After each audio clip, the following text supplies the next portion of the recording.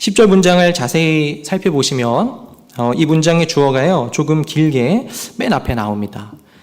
만물이 그를 위하고 또한 그로 말미암으니, 이 부분이 이제 주어인데, 만물이 그를 위하고 또한 그로 말미암으니, 이거 이제 하나님을 가리키는 표현입니다. 그리고 이 짧은 문장 안에는 우리가 늘 마음에 새겨야 할 신앙의 고백이 담겨 있습니다. 그것은요, 이 세상의 모든 것들은 하나님을 위하여서 존재한다라고 하는 것입니다. 이것이 성경의 선언입니다. 이 세상의 모든 것들은 하나님을 위하여, 하나님의 영광을 위하여서 존재합니다. 이 세상은 하나님에 의하여서 하나님으로부터 만들어졌기 때문에 그런 것입니다.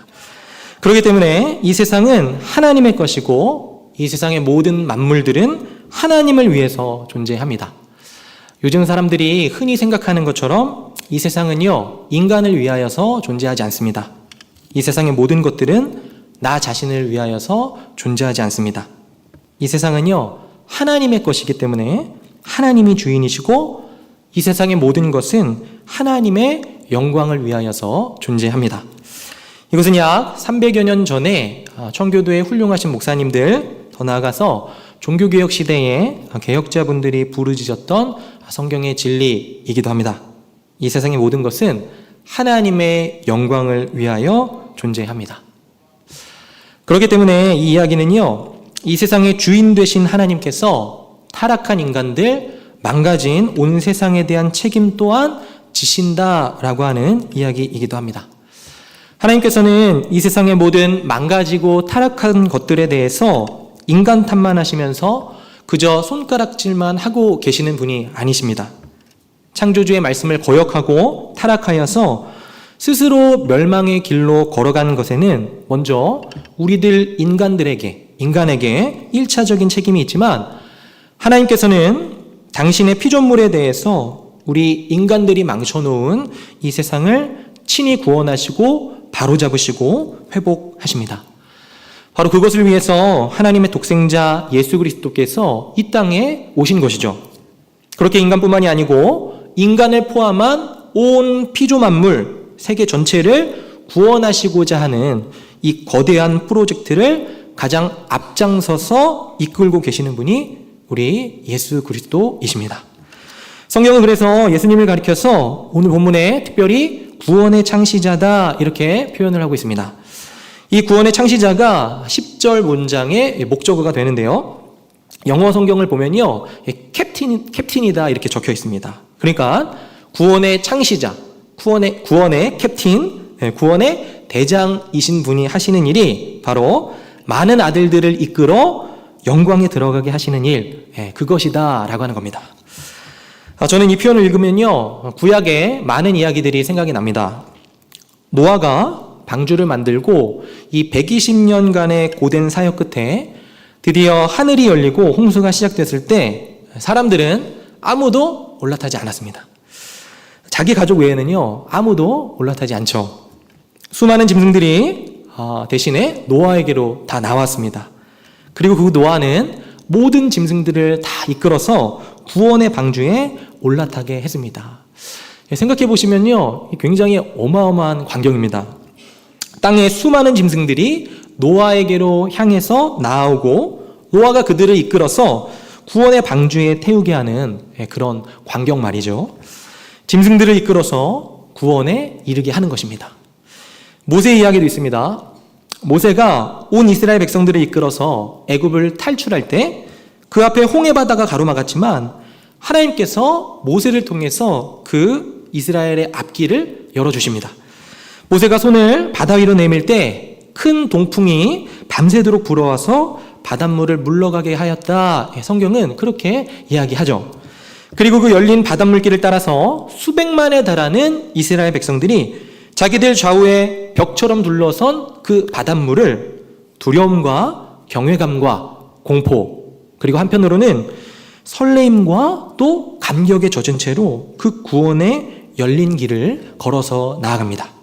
그것이 많은 아들들을 이끌어서 영광에 들어가게 하시는 그리스도의 사역에 대한 예표 중에 하나인 거예요. 여호수아의 이야기도 있습니다. 이스라엘 백성들이 오랜 시간 동안 이 가나안 광야를 헤매다가 마침내 가나안 땅에 입성하게 되죠. 그런데 이번에는요, 요단강이 그들을 가로막습니다. 하지만 그때에도 하나님께서는 그들을 이끄십니다.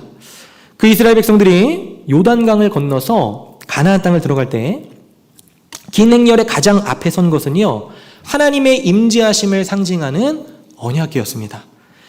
제사장들이 하나님의 임재하심을 상징하는 그 언약궤를 둘러매고서 행렬의 제일 앞에 서게 되죠. 그리고 제사장들의 발이 그 요단강물에 딱 들어가니까 요단강물이 멈추게 됩니다. 저 헤르몬 산에서 흐르거든요. 그 위쪽에 헤르몬 산으로부터 흐르기 시작해서 어디로 가냐면 그 사해 바다까지 갑니다. 그러니까 죽음의 바다라고 알려진 곳이거든요. 그러니까 그 사해 바다로까지 흘러 들어가던 죽음의 강물이죠. 요단 강물, 그것이 끊어지는 겁니다. 그리고 그 열려진 강물길을 따라서 이스라엘 백성들은 다시 한번 두려움과 경외감과 감격에 젖은 채로 구원의 땅을 향해서 나아갑니다. 이것이요, 예수 그리스도께서 하신 일의 예표입니다. 많은 아들들을 이끌어 영광에 들어가게 하시는 그런 일 말이죠. 하나님께서는요, 그렇게 인간들을 구원하시기 위해서 그저 높은 곳에서 말씀만 하고 계시질 않으셨습니다. 그 구원의 창시자, 구원의 대장 되시는 예수님으로 하여금 직접 사람들의 고난의 삶 가운데 동참하도록 하셨습니다. 그것을 위해서 우리 주님께서는 오신 거죠. 제일 먼저는 그 높은 영광의 보좌를 버리시고 이 낮고 낮은 땅 위에 오신 것부터가 예수 그리스도의 고난의 시작입니다. 그분은 2000년 전 대부분의 사람들에게 모든 것이 궁핍하고 부족하던 그 이스라엘 땅에 가난한 목수의 아들로 오셨습니다. 그래서 사실은 우리 중에 누구도 겪어보지 못했던, 경험해보지 못한 그런 극심한 가난과 또 굶주림, 피곤함, 육체의 고단함들을 겪어내셨죠. 그것이 예수 그리스도의 고난입니다. 그뿐 아니라 예수님께서는 당시 종교인들과 정치인들에게 배척당하셨고, 버림받으셨고, 모욕당하셨고, 침뱉음 당하셨고, 사형 선고를 당하셨습니다. 사람을 지으신 하나님이시잖아요. 사람을 지으신 하나님께서 사람의 손에 의해서 사형 선고를 받으신 겁니다. 그것이 예수 그리스도의 고난입니다. 그것이 이 모든 것의 주인 되시는 하나님께서, 온 만물의 주인 되시는 그 하나님께서 이 세상의 모든 죄악되고 부패한 일들의 책임을 지시고 스스로 인간의 몸으로 오셔서 인간 구원의 창시자로서 구원의 대장이 되셨다라고 하는 본문 10절의 말씀입니다. 쉬운 성경에는요, 10절 말씀을 이렇게 번역합니다. 우리 같이 읽으려고 했는데 저만 읽겠습니다. 제가 원하는 부분만 읽겠습니다. 자, 하나님은 모든 것을 창조한 분이시며 그분의 영광을 위해 모든 것을 돌보십니다. 쉬운 성경에 이렇게 번역해요. 다시 한번요. 하나님은 모든 것을 창조한 분이시며 그분의 영광을 위해 모든 것을 돌보십니다. 하나님께서는 많은 믿음의 자녀들이 그분의 영광을 함께 누리게 되기를 바라셨습니다. 그래서 사람들을 구원하시기 위해 고난을 통해서 예수님을 완전한 구원자가 되게 하신 거예요. 저는 오늘 이 본문을 다루면서 세 가지 주제에 대해 함께 좀 생각을 해보려고 합니다. 먼저 첫 번째로는 하나님께서 모든 것을 창조한 분이시기 때문에 그분의 영광을 위해 모든 것을 돌보신다라고 하는 사실입니다. 하나님께서는요, 우리들의 죄된 삶을 돌보십니다. 하나님께서는 망가진 피조세계를 돌보십니다. 하나님께서는 우리가 저지른 죄의 뒷수습을 하십니다. 하나님께서는 우리들이 망가뜨린 일들을 회복시키세요. 하나님께서 돌보십니다. 예수 그리스도를 통해서요. 저는 구약의 모세의 놋뱀 이야기를 들을 때마다 참 이해가 가지 않았습니다. 사람들을 문 것은요, 실제로 광야에서 돌아다녔던 불뱀이었거든요. 그러니까 뭔가를 붙잡아서요, 나무에 매달아야 한다면 그 불뱀을 잡아서 매다는 것이 옳습니다. 불뱀이 사람을 물었잖아요. 그러니까 불뱀 중에 한 마리를 잡아다가 복수하는 것처럼 아주 무력한 모습으로 십자가에 처형하듯이 위에 달아서 매달아 놓으면 물린 사람들의 마음이 조금은 시원해질지 모르겠습니다. 불뱀이 가져다주는 사망의 능력보다도 불뱀을 이기는 하나님의 능력이 여기 있다, 이렇게 스스로가 자랑스러워했을지도 모르겠어요. 그런데 정작 나무 위에 달린 것은 불뱀과는 상관없는 놋뱀이었습니다. 그리고 예수님께서는 요한복음 3장에서 그것이 바로 나 자신을 상징하는 이야기다, 그렇게 가르쳐 주시죠. 우리 예수님께서는요, 애꿎은 놋뱀이십니다. 사람들을 물지도 않으셨고 사람들에게 죄나 사망을 가져다 주시지도 않으셨는데 스스로 나무 위에 십자가 위에 달리신 애꿎은 놋뱀이세요.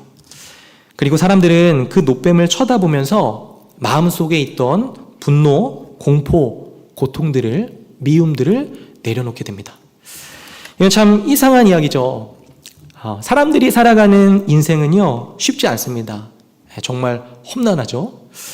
학생은요, 학생대로 힘들고, 청년들은 청년대로 힘들고, 부모가 되어서는요, 애 키운다고 굉장히 힘들어 하고요.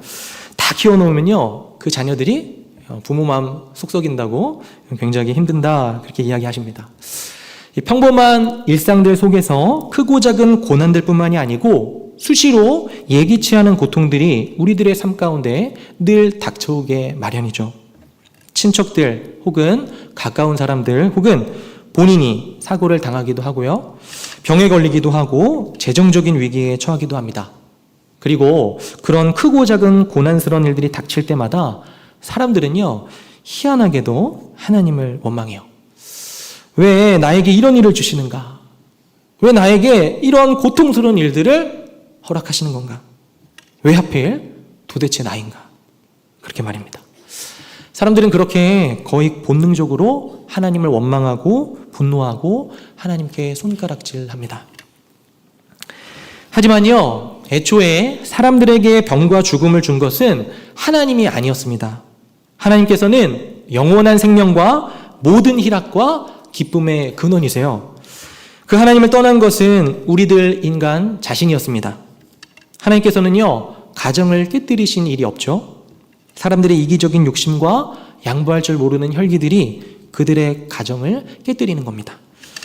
하나님께서는 자녀들을 망치신 일이 없습니다. 부모님들의 어리석고 세속적인 욕심들과 폭력적인 언행들이 그들의 자녀들을 망가뜨린 거죠. 하나님께서는 재정적인 위기를 허락하시거나 사람들을 가난하게 만들지 않으셨습니다. 한 치 앞도 내다볼 줄 모르는 그 어리석음과 탐욕들이 우리들로 하여금 가난하게 만든 거죠. 그런데도 우리들은 하나님을 원망합니다. 하나님에 대해 분노해요. 그러나 하나님께서는 그러한 우리들의 고난에 대해서 책임을 지십니다. 우리들의 망가뜨린 일들을 바로 잡으시는 거예요. 스스로 그 영광스러운 보좌 위에서 내려오셔서 놋뱀처럼 나무 위에 매달리십니다. 그리고 오히려 우리 인간들에게 화해의 손길을 내미십니다. 말하자면 이런 거예요. 우리가 다른 사람이 미워서, 너무 미워서 견딜 수 없을 때, 그 미움을 떨쳐버리지 못하고 굉장히 괴로워하고 있을 때 하나님께서는 십자가에 달리신 그리스도를 바라보게 하십니다. 그리고 이렇게 말씀하시는 거죠. 네가 그토록 미워하는 그 사람의 죄를 위해서 내가 나의 아들 예수를 십자가에 못 박았다. 이제 그것만으로 그만해주면 안 되겠니? 이제 그것으로 그 사람을 용서해주면 안 되겠니? 말씀하시는 겁니다. 우리가 스스로의 어리석음으로 멸망의 길을 걸어가면서 스스로의 인생을 망가뜨리고 하나님을 원망하고 있을 때 하나님께서는 십자가에 달리신 예수 그리스도를 바라보게 합니다. 네가 나에게 가지고 있는 그 뿌리 깊은 원망, 미움, 분노 때문에 내가 나의 아들을 십자가에 못 박았다. 너 이제 이곳으로 우리가 서로 용서하고 화해할 수는 없겠니? 물으시는 거예요. 하나님께서는요, 우리의 모든 죄의 문제와 우리의 모든 망가진 일들에 대해서 책임을 지십니다. 그리고 하나님께서는 그것이 합당하다 말씀하시는 거예요. 왜냐하면 하나님께서 이 모든 것을 지으시고 하나님께서 이 모든 것의 주인이 되시기 때문에 내가 책임지겠다 말씀하시는 겁니다. 그래서 하나님께서는 스스로 구원을 시작하신 분이시고 완성시키는 분이세요. 독생자 예수 그리스도를 통해서 친히 많은 아들들을 영광에 들어가도록 이끄시는 분이십니다. 하나님께서 돌보십니다. 우리 주 예수 그리스도를 통해서요. 주 안에 사랑하는 성도 여러분, 오늘 이 아침에 이 사실을 믿으시기를 바랍니다. 두 번째로 나누고 싶은 이야기는요, 이겁니다. 구원은 예수 그리스도께서 이루신다라고 하는 거예요. 우리들이 한 일은 없죠? 우리가 할 수 있는 일은요, 없습니다. 그 거대한 구속의 드라마 속에서요, 우리들의 역할은 없습니다. 예수님께서 다 하세요. 저는 이 말의 의미를 정말로 잘 이해하셨으면 좋겠습니다. 노아가 수많은 짐승들을 이끌어 방주에 이르게 할 때 짐승들이 한 일은 없습니다. 짐승들이 방주를 짓는데 무슨 도움을 주었겠어요? 그냥 왔죠. 120년 동안 노아와 함께 협력해서 방주를 만들어낸 일이 없습니다. 방주를 만든 것은 노아고요. 짐승들은 그 방주에 그냥 올라탔을 뿐이에요. 모세를 통해서 하나님께서 홍해바다를 가르시고 백성들이 그 열린 바닷길들을 걸어갈 때요, 이스라엘 백성들이 한 일은 없습니다. 모세가 바로와 치열하게 대화를 하고 영적인 전쟁을 싸우고 있을 때요, 백성들은 그것을 거들지 않았죠. 홍해바다가 열리기까지 밤새도록 두 손 올려서 기도드리고 있을 때 이스라엘 백성들은 불평하고 원망하고 두려워했습니다. 그러다가 구원의 길이 열리니까요, 그리로 걸어서 들어간 것뿐이죠. 우리들은요, 우리들의 구원을 만들어낸 일이 없습니다. 우리에겐 그런 능력이 없어요. 지금 이 순간도 우리는 우리 스스로의 구원을 이루어내고 있지 않습니다. 그리스도께서 열어놓으신 생명의 길을 믿었고 단지 그 길을 걸어가고 있는 것일 뿐이에요. 주일학교 때 불렀던 찬양 중에요, 구원열차라고 하는 찬양이 있습니다. 혹시 기억하시나요? 어쩌면 우리가 점점 잃어가고 있는 신앙의 본질을 아주 유쾌하게 잘 그려낸 가사이지 않을까 생각합니다. 이런 찬양인데, 나는 구원열차, 아닌데, 죄송합니다. 나는 구원열차 올라타고서 하늘 날아가지요. 죄악역은 안 서요. 차표 필요 없어요. 주님 차장 되시니 나는 염려 없어요. 나는 구원열차 올라타고서 하늘 날아가지요. 이런 찬양인데, 아시죠? 이런 가사입니다. 그러니까 구원열차 타고서요, 그 안에서 뛰어봤자 아무 소용 없습니다. 그럴 필요 없죠. 우리들에게 하나님께서 원하시는 것은요, 그리스도께서 몰고 가시는 구원열차의 타라입니다. 어떻게 우리들이 저 목적지, 저 끝까지 우리들이 어떻게 인내하며 갈 수 있을까? 궁금하니? 주님이 인도하신다. 타라입니다. 이것이요, 예수 그리스도께서 하시는 사역이에요. 예수 그리스도께서 많은 아들들을 이끌어 영광에 들어가게 하시는 사역입니다. 구원의 창시자로서의 사역이죠. 그것은 내가 어떻게 행하는가에 달려있는 것이 아닙니다. 구원의 유일한 조건은 나의 유일한 머리가 누구냐 하는 것이에요. 나의 인생을 몰고 가는 그 차장이 누구냐 하는 것입니다. 이 교회라고 하는 무리, 공동체의 구원에 있어서 중요한 것은요, 그 대표가 누구냐 하는 것에 있어요. 옛날 출애굽 시절에요, 하나님께서는 문지방에 양의 피가 발라져 있으면 그 집은 무조건 구원하셨습니다. 양의 피가 발라져 있는 문지방 안에 있는 사람들의 그 인격이 얼마나 훌륭한지 전혀 따지지 않으셨습니다. 그 집안에 있는 사람들이 얼마나 경건한지, 얼마나 신앙적으로, 영적으로 강건한지 전혀 따지지 않으셨습니다.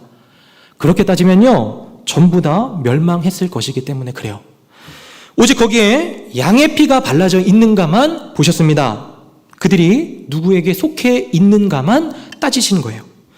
설령 그들이 그 문지방 안에서 어떤 바보 같은 짓을 벌이고 있다 할지라도, 무슨 거룩한 백성에 합당치 못한 일들을 벌이고 있다 하더라도 하나님께서는 그것을 따지지 않으시고 그러한 일들을 구원의 조건으로 여기지 않으셨습니다.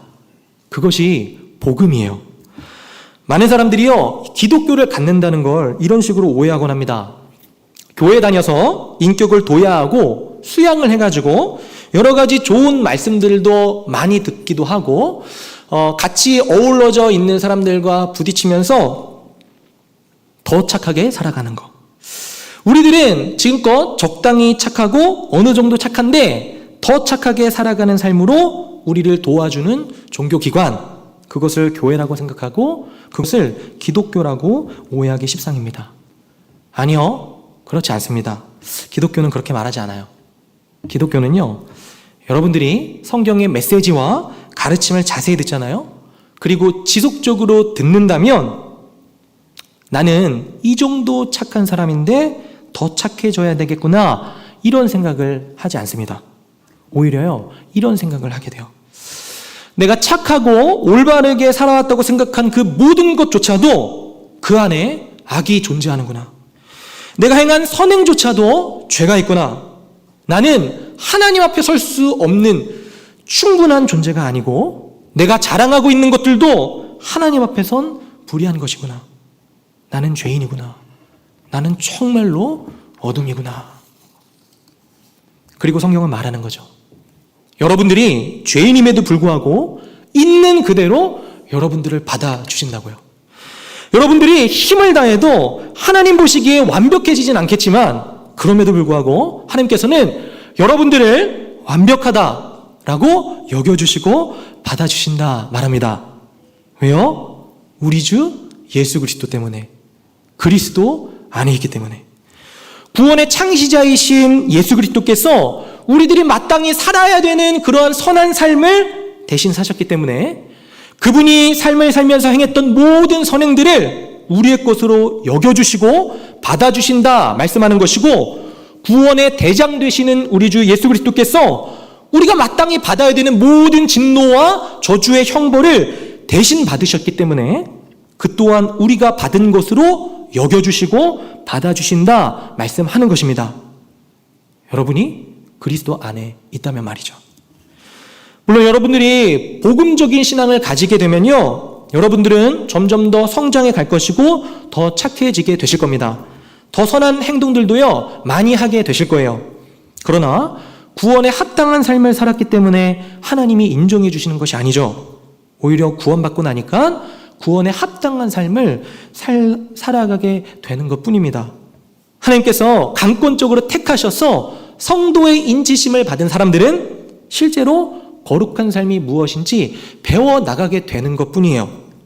우리의 구원은 예수님께서 이미 다 이루셨고 지금도 우리들을 이끌고 영광의 그 길을 걸어가고 계시는 중인 걸로 우리들은 그렇게 믿는 것입니다. 이게 두 번째고요. 마지막으로 함께 나누고 싶은 이야기, 그것은 주님께서 우리를 형제라고 부르신다라고 하는 사실입니다. 오늘 본문 2장 11절인데요. 우리 2장 11절은 같이 한번 읽도록 하겠습니다. 우리 같이 읽겠습니다. 시작. 거룩하게 하시는 이와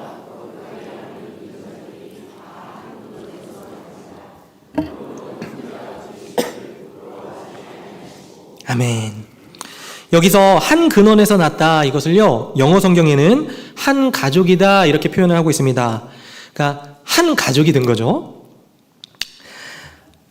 이것은요, 예수님께서 얼마나 겸비하게 스스로를 낮추셨는가라고 하는 이야기이기도 하지만 동시에 우리들이 얼마나 영광을 받았는가에 대한 이야기이기도 합니다. 인간은요, 애초부터 하나님의 대리자로서 세상에 창조되었습니다. 하나님께서 인간을 지으시면서 또 땅에 생육하고 번성하면서 온 땅을 다스리라 명령하셨죠. 하나님께서 지으셨으니까 하나님께서 다스리시는 것이 마땅한데도 불구하고 하나님께서 지으시고는 인간에게, 사람들에게 다스리라 맡겨주셨습니다. 말하자면 하나님의 대리자로서 지음을 받은 거죠. 시편 115편 16절 말씀은요, 이렇게 말합니다. 하늘은 여호와의 하늘이라도 땅은 사람들에게 주셨고 라고 말씀해요. 이게 얼마나 영광스러운 지음입니까? 우리들은 그처럼 영광스러운 존재로 지음을 받은 거죠. 심지어 창세기 1장 31절에 보면요, 이렇게까지 말씀합니다. 하나님께서 보시기에 심히 좋아하더라. 여러분들은요, 이 말이 얼마나 위대한 말인지 알고 계십니까? 하나님은요, 완벽하신 분이세요. 완벽하게 영광스럽고 완벽하게 아름다우신 분이십니다. 그런데 그렇게 완벽하게 아름답고 영광스러운 분이 보실 때도요, 만족스러웠다라고 하는 거죠. 너무 좋다. 내가 보니 심히 좋구나. 내가 보기에 너무 좋다라고 하신 거예요. 그런데 문제는 이겁니다. 그렇게 가장 영광스러운 피조물로 창조된 인간이 타락하고 말았다는 거예요. 인간은 더 이상 영광스럽지 않고 아름답지 않고 타락하고 추해집니다. 그리고 우리 주 예수 그리스도께서는요, 우리가 애초에 지으심을 받은 그 존귀함과 영광을 회복시켜 주시는 거예요. 아니요, 그 이상의 존귀함과 영광입니다. 이제 그리스도 안에서 우리들은요, 주님과 함께 세상을 다스려 나가는 자들이 됩니다. 세상 사람들처럼 법으로, 강제로, 힘으로, 무력으로서가 아니고요, 사랑으로, 그리고 말씀으로 다스리고 섬기는 자들이 됩니다.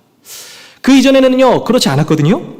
세상 사람들처럼 강제로, 법으로, 힘으로 그렇게 하려고 했습니다. 그러나 이제 우리는 그리스도 예수 안에서 주님께서 우리를 그렇게 사랑으로 섬기면서 다스리신 것과 같이 우리 또한 세상을 사랑하면서 섬기면서 다스릴 영광을 회복받았습니다. 이건 세상이 못하는 거예요. 그러한 권세, 능력을 또한 그러한 책임을 부여받은 거죠. 그리고 이제 하나님께서는요, 다시 우리들을 보시면서 이렇게 말씀하시는 겁니다. 너희들 보기에 심히 좋구나. 내가 보기에 너희들 지금 심히 좋다. 지금 심히 좋다 말씀하시는 겁니다. 나는 못생겼지만, 나는 부끄럽지만, 나는 죄가 많고 추하지만 하나님께서는 나를 보시기에 지금이요, 심히 좋다 말씀하시는 겁니다. 왜요? 그리스도 안에 있기 때문에. 이뿐만이 아니에요. 우리들은요, 정말로 심히 좋아질 것입니다. 지금 하나님은 우리들을 심히 좋다 여겨주세요. 아름답기 때문에 사랑하시는 게 아닙니다. 우리를 먼저 사랑하시고 아름답게 만들어 가시는 거죠. 우리들의 성품을, 우리들의 삶을 그렇게 빚어 가시는 거죠. 그런 의미에서 우리들은 그리스도의 형제들이고 영광에 들어갈 많은 아들들인 겁니다. 그리고 이것은 우리들에게 정말로 놀라운 은혜인 거예요. 우리가 하나님의 아들로 불리우고 예수 그리스도의 형제라고 불리우는 것은요, 우리들에게 정말 감당하기 힘든 은혜인 겁니다. 왜냐하면 그것은 애초부터 우리들에게 합당한 자리가 아니었기 때문에 그렇습니다. 우리들은 엄밀히 말해서 하나님의 피조물들이지 하나님의 자녀들이 아니었기 때문에 그래요. 이 두 가지는요, 엄청난 차이죠. 제 아내가 종종 아이들이랑 놀아주면서 이 스케치북에 이 아이들 그림을 그려주곤 합니다. 그런데 그렇다고 해서요, 아내가 그리는 그림, 그러니까 아내가 만들어낸 아이들 그림과 아내가 뱃속으로 나온 아이들, 진짜 아이들과는요, 같을 수 없는 거죠. 피조물과 자녀들의 차이는요, 실로 엄청난 겁니다. 마치 피노키오 이야기와 같은 거죠. 피노키오를 자녀로 입양시켜 주신 그런 이야기입니다. 우리들은 그러한 영광을 받을 만한 아무런 자격도 없습니다. 그런데 더 놀라운 건요, 우린 단순한 피조물이 아니라 피조물 중에서도 가장 부패하고 패역한 자리로 떨어진 죄인들이란 말이에요. 하나님을 대적한 원수요, 죄의 노예요, 세상과 사탄의 노예였단 말이죠. 단순히 그렇게 말하고 끝이 아니고요, 그 결과를 생각해 보면요, 그런 우리들을 그분의 자녀로 입양시켜 주셨다라고 하는 그 이야기는요, 엄청나게 놀랍고 위대한 소식인 거죠. 사랑하는 성도 여러분, 창조주와 피조물의 간격을 꼭 생각하시기를 바랍니다. 창조주와 피조물 사이의 간격 말입니다. 거기에 더하여서 하나님과 죄인의 간격도 생각하시기를 바랍니다. 지극히 거룩하신 분과 죄인 사이의 간격 말입니다. 그러한 우리들을 하나님의 가족으로 받아들였다라고 하는 이 사실은요, 정말 놀라운 것이고 위대한 것이고 기쁜 소식인 거예요. 저는요, 많은 분들이 부디 우리 자녀들에게 얘야, 처음부터 너는 하나님의 왕 같은 자녀들이야, 이렇게 축혀 세워주시기 전에 사람으로서의 죄성과 하나님의 진노에 대해서 가르쳐 주시라 부탁드리고 싶습니다. 왜냐하면 그래야만 예수 그리스도의 복음이 복음으로 들리기 때문에 그래요. 죽을 뻔했는데 건져내 주신 것이 복음이죠. 살만했는데 건져내 주신 건요, 복음이 아니죠. 기쁜 소식이 되지 못합니다. 많은 이들에게요, 복음이 기쁜 소식이 되지 못하고 그 복음이 삶에 끼치는 영향력이 지극히 미미한 것은요, 죄에 대한 지식이 현저히 낮기 때문에 그런 겁니다.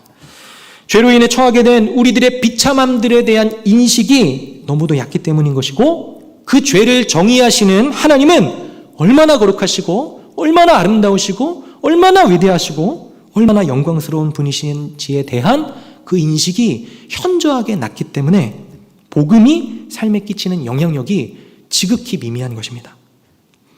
아이들에게 먼저 죄에 대해서, 심판에 대해서, 그리고 하나님의 존귀하신 영광에 대해서 가르쳐 주고서 그럴 만한 아무 자격이 없는 우리들이 예수 그리스도의 공로로 인하여서 하나님의 자녀가 되었다, 그렇게 가르쳐 주셔야 복음이 됩니다. 당연한 것이 아니었다라고 말이에요.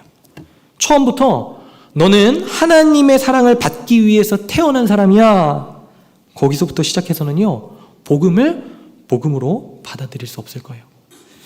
그리고 여러분들이 정말로 이 사실을 이해한다면요, 복음을 정말로 이해하게 된다면요, 복음의 주인이신 예수님을 진짜 좋아하게 될 겁니다. 우리를 형제라 부르기를 부끄러워하지 않으신 우리 주님, 구원의 대장 되시는 우리 주 예수 그리스도를 정말로 기뻐하게 되실 거예요. 아름답다 여기게 될 겁니다. 사랑스럽다 여기게 될 거예요. 그분을 마음으로부터 진심으로 따르기를 소망하게 될 겁니다. 그 이전에는요, 예수님은 그냥 저 위에 앉아서 이거 해라 저거 해라 명령하는 분, 이 정도로밖에 생각하지 않았거든요. 예수님 생각하면 굉장히 따분한 거죠. 예수님 생각하면요, 귀찮은 거예요. 근데 정말 많은 사람들이 그렇게 생각합니다. 여러분들은 설교라는 말을 들으면 어떤 생각이 드세요? 너 지금 나서 설교하냐? 이럴 때 설교는 무슨 말입니까? 어떤 영광과 아름다움이라기보다는 그냥 잔소리라는 거잖아요. 그런데 여러분들이 진짜 복음을 듣고 복음을 알고 복음을 이해하고 복음을 발견하게 되잖아요. 그러면 여러분은요, 잔소리라고 생각하지 않습니다. 충고를 듣는 게 아니에요. 놀라운 소식을 듣게 되는 겁니다. 여러분들에게 소망이 있다라고 하는 그 사실을 이해하게 돼요. 그러면 그 소망의 주인 되신 예수 그리스도를 영광스럽다, 아름답다 이야기하게 될 겁니다. 사랑스럽다 말하게 될 거예요. 그리고 그 영광과 아름다움을 전하고 싶어지게 될 겁니다.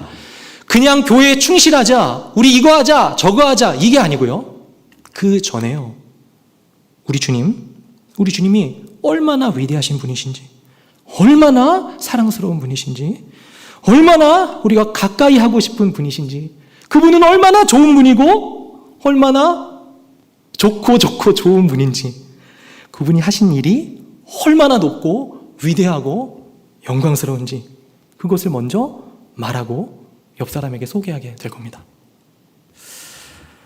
말씀을 맺도록 하겠습니다. 말씀을 준비하면서요, 여러 참고 서적들을 찾아 읽으면서 특별히 유진 피터슨 목사님이 쓰신 그 메시지 성경에서 히브리서 머릿말에 적힌 말이 눈에 띄었습니다. 한번 들어보십시오. 이상한 말 같지만 지나친 종교 행위는 좋지 않습니다. 우리가 하나님을 이롭게 해드리려는 마음으로 행하는 노력들, 이른바 종교 행위들은 아무리 선의에서 나온 것이라 해도 하나님께서 우리를 위해 행하시는 일을 가로막을 수 있습니다. 이 편지는, 즉 히브리서는요, 지나치게 종교적인 그리스도인들, 곧 예수에다 이러저러한 것을 덧붙이는 그리스도인을 위해 쓴 편지입니다. 이 지점에서요, 싱클레어 퍼거슨이라고 하는 목사님이 계신데, 그 목사님이 거룩의 길이라고 하는 책을 쓰셨거든요. 그 책에서도 같은 맥락으로 이런 이야기합니다. 이것도 한번 들어보십시오.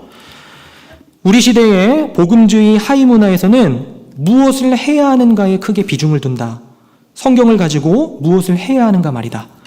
그러나 성경이 우리에게 어떤 일을 이룰 것인가에 대해 신약 성경이 무엇을 역설하는지가 전제가 되어야 되는데 그렇게 하지 않고 있다. 율법은 나에게 거룩하기를 명령하지만 율법에는 나를 거룩하게 만들어줄 고유의 능력이 없다. 복음의 위대함이 우리의 생각을 채우고 확장시키면 우리의 사고와 감정과 욕구와 의지와 삶의 변화의 과정이 시작된다. 하나님의 말씀과 성령이 함께 일하여 적극적으로 그리고 힘있게 우리를 변화시킨다. 그리고 복음의 주인은 누구죠? 예수 그리스도시죠. 동일한 관점에서 존오웨 목사님이 하신 말씀도 주목해 보십시오. 모든 은혜를 다시 회복하도록 변화시키는 능력을 얻기까지 그리스도와 그분의 영광을 끊임없이 알아가고 묵상하는 것만이 유일한 해결책이다.